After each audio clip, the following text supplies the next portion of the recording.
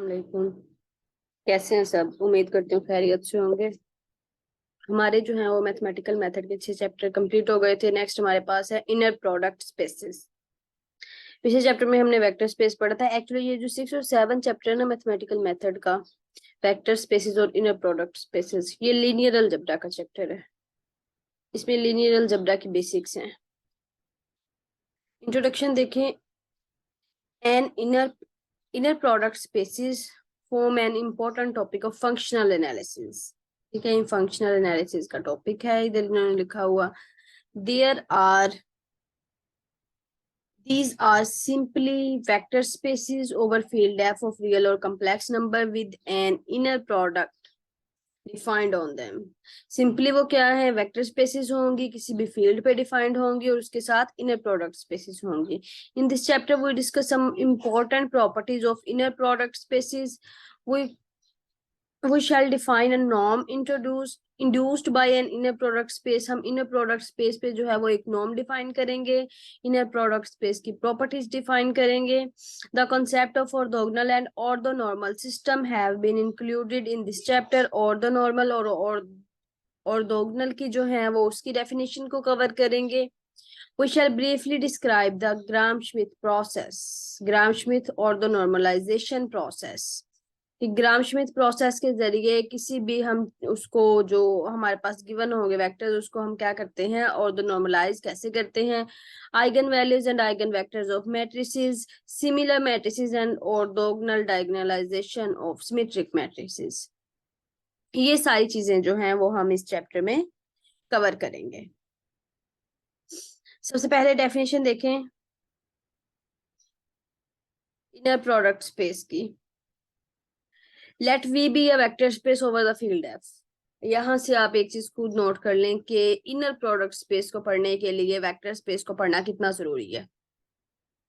क्योंकि inner product space की definition में पहला पॉइंट क्या है, वी जो हमारे पास होगा वेक्टर स्पेस होगा। अब जिसको वेक्टर स्पेस का आइडिया नहीं है वो इनर प्रोडक्ट स्पेस कवर नहीं कर सकता। ठीक है, उसके जो हैं वेक्टर स्पेस के जो एक्सियम्स हैं वो आपको आने चाहिए। उसमें कौन कौन से, पहले तो था अबेलियन ग्रुप था, फिर उसमें जो है स्केलर मल्टीप्लिकेशन थे, वो फिर डिस्ट्रीब्यूटिव प्रॉपर्टी थी, और फिर वन को हमने फील्ड में से लेकर मल्टीप्लाई करवाया था। ये कुछ प्रॉपर्टीज थी। अच्छा जी, let V be a vector space over the field F of real और कम्प्लेक्स नंबर्स। अब मैपिंग एक हमने लिया, ये वाली V cross V to F is said to be an inner product on V. V पे जो है वो इनर प्रोडक्ट है if the following conditions are satisfied. अगर ये जो कंडीशंस हैं वो क्या करें, सेटिस्फाई करें। ये फंक्शन आपने देख लें, वी क्रॉस वी से एलिमेंट्स हमने वेक्टर स्पेस के लेने हैं, वी के जो है वेक्टर्स हैं वी क्रॉस वी से लिए, तो वो मैप किस पे करेंगे, वो फील्ड पे मैप करेंगे, वो स्केलर नंबर्स पे मैप करेंगे। क्योंकि आपको पता है कि फील्ड के एलिमेंट्स जो होते हैं वो हमारे पास स्केलर होते हैं।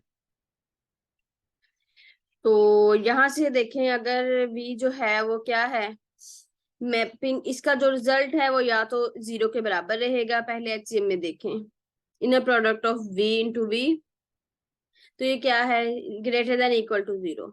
0 के बराबर होगा या 0 से बड़ा होगा। अगर 0 के बराबर है तो वो एक ही केस है कि v 0 होगा, तभी 0 के बराबर होगा। ठीक है, तो इसको आपने यही पढ़ना है कि inner product is non negative. उसका रिजल्ट जो है वो नॉन नेगेटिव रहेगा, कभी भी वो नेगेटिव में नहीं जाएगा।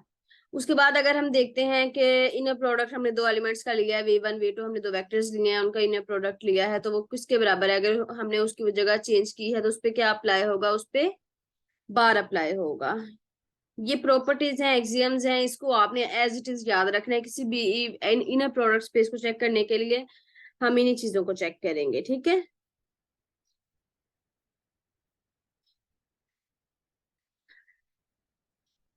ये इन्होंने लिखा है कि bar of inner product v2 v1 denotes the complex conjugate of v2 v1। लेकिन अगर आप नोट करें, हमने फील्ड रियल ली है। इधर इधर तो इन्होंने कहा है ना कि फील्ड क्या है, रियल और कम्प्लेक्स। कम्प्लेक्स लेंगे तो शायद बार में चला जाए, शायद कॉन्जुगेट अप्लाई हो, लेकिन अगर रियल है तो उस पर क्या होगा, सिंपली v1 v2 जो है वो चेंज हो जाएंगे, बार कहीं भी अप्लाई नहीं होगा। ठीक है, थर्ड एक्सियम अगर आप देखें तो इस ये जो है ये लिनियरिटी प्रॉपर्टी है इनर प्रोडक्ट स्पेस की, कि दो नंबर मल्टीप्लाई होके ऐड हो रहे हैं तो वो क्या होगा, अलग अलग ओपन हो जाएगा इनर प्रोडक्ट स्पेस उन पे। For all v1 v2 v3 belongs to v and ab belong to f if f is taken as field of real or real numbers only. अगर आप देखिए उन्होंने ये बात कह दी है कि f जो है वो फील्ड ऑफ रियल नंबर्स हैं, तब ये चीज ऐसे बराबर आ जाएगी, ठीक है ना। ये जो है सिंपल चेंज हो जाएगा, ये सेकंड एक्सियम को उन्होंने बताया इधर। So that condition to becomes, तो कंडीशन टू हमारे पास क्या बन जाएगी,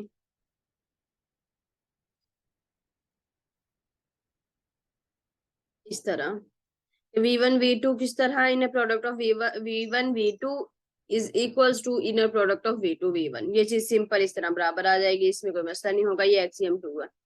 अब इनर प्रोडक्ट स्पेस के आपने देख लिया, आपने तीन एक्सियम पढ़े हैं।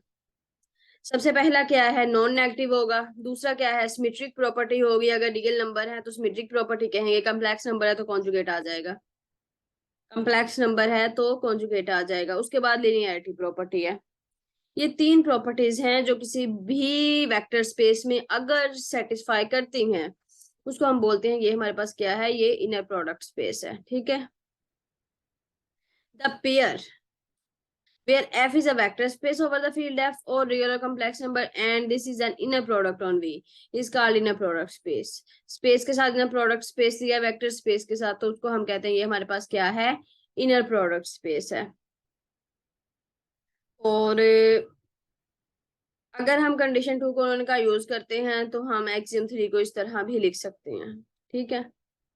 अगर रियल नंबर्स हैं, अगर उन पहले तो हमने एक्सियम थ्री में क्या पढ़ा था कि फर्स्ट जो एलिमेंट है उसकी जगह ए बी प्लस बी डब्ल्यू आए, लेकिन इसमें क्या है, सेकंड एक्सियम सेकंड प्लेस पे आ रहा है, तो हमने एक्सियम टू की जरिए उसको क्या किया, इंटरचेंज किया, उसके बाद जो है वो प्रॉपर्टी को ओपन कर दिया, ठीक है। अब अगर इन्होंने लिया है, इन्हों क्या लिया है, आर एन में से वेक्टर लिए हैं, डायमेंशन इसकी एन है, यू वेक्टर लिया, वी वेक्टर लिया, इसका लिया इनर प्रोडक्ट जो कि क्या है, लीनियर कॉम्बिनेशन है दोनों वेक्टर्स का। Is an inner product on R N, it is easy to verify condition 1 to 3 of definition 1.7। Inner product space की जो भी कंडीशंस हैं इस पे वो हम इजीली वेरीफाई कर देंगे कि आर पावर एन में जो है आर एन में वो सेटिस्फाई करते हैं, तो इसको हम बोलते हैं Euclidean inner product on R power N, ठीक है। Will be frequently used in the following, इसको हम कहते हैं R N, this inner product is called N dimensional Euclidean space. Rn will represent n-dimensional Euclidean space if no inner product space is specified। Rn पे एक से ज्यादा भी जो है वो इनर प्रोडक्ट स्पेस जो है वो लगा सकते हैं, वो हम डिफाइन कर सकते हैं।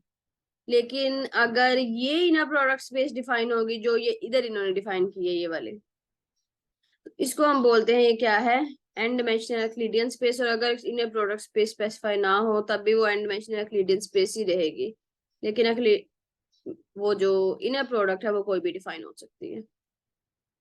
एग्जाम्पल टू को अगर हम देखते हैं तो एग्जाम्पल टू में क्या है, वेक्टर्स हैं, n×1 के वेक्टर्स लिए हैं और उसको बताया है कि ये क्या है, इनर प्रोडक्ट स्पेस है, ठीक है। आर स्क्वायर की अगर बात करें तो उसमें हमने क्या लिया है, उसमें वेक्टर्स लिए हैं, तो उस पे नॉर्म डिफाइन किया है और बताया है और इसको कहा है प्रूव करें कि ये इनर प्रोडक्ट स्पेस है या नहीं है, ठीक है।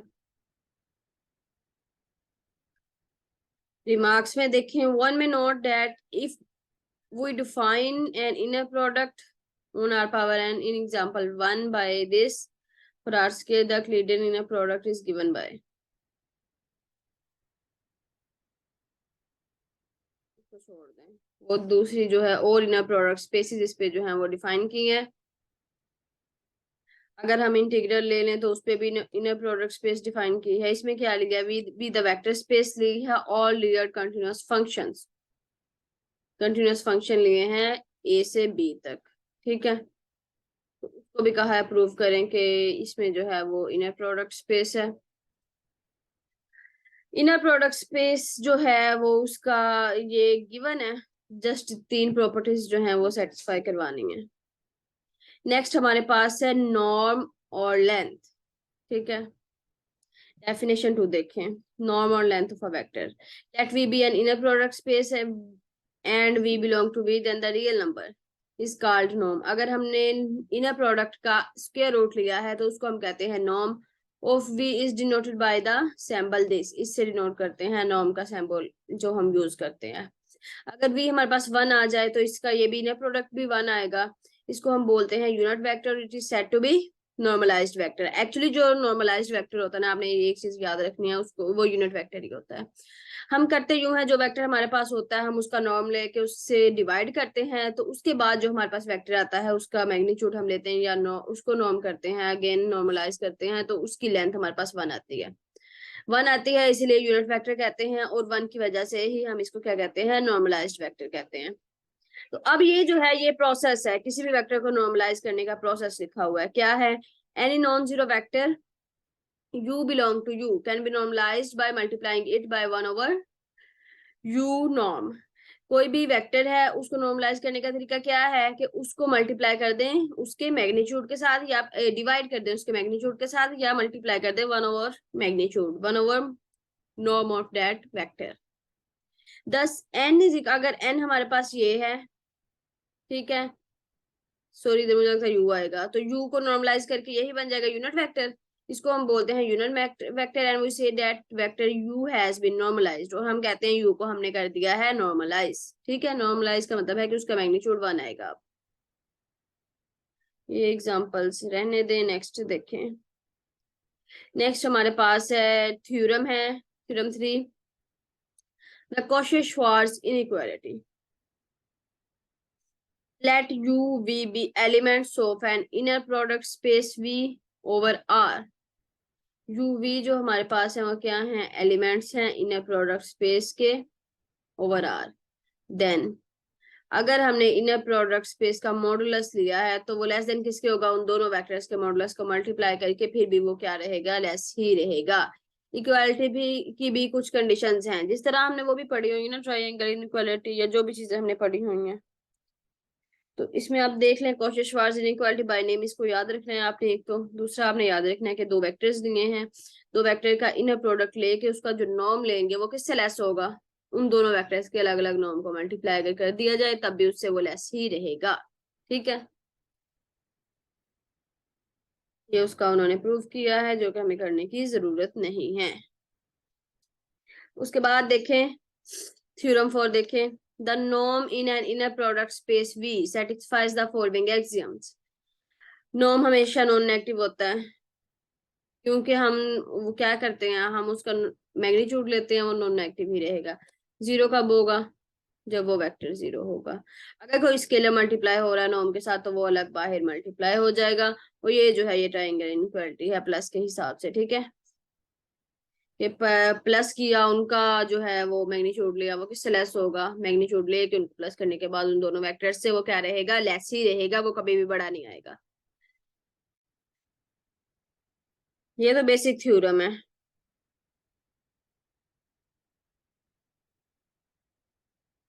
यहाँ तक किसी को कोई क्वेश्चन है तो वो पूछ सकते हैं।